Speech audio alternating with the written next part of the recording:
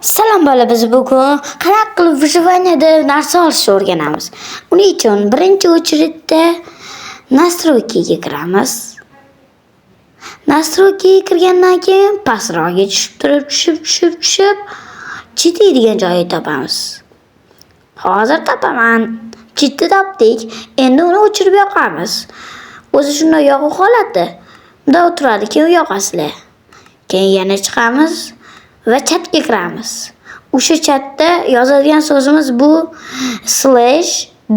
/give sabachka s. Keyin nima yoziy? O'zinglar aytinglarchi. Ha, o'ylaymiz tak. Nima yozsam bo'ladi? D'dan topinglar, read yozib ko'ringlarchi. Read. Keyin chiqamizda, просто bosamiz komanda tushish uchun. Qaranglar, meni qo'limda diarit paydo bo'ldi. Bu yo'nalishda fokus hamma vaqt bo'ladi. Bolalar, obuna bo'linglar, iltimos. Men 100 mingta bo'lmoqchi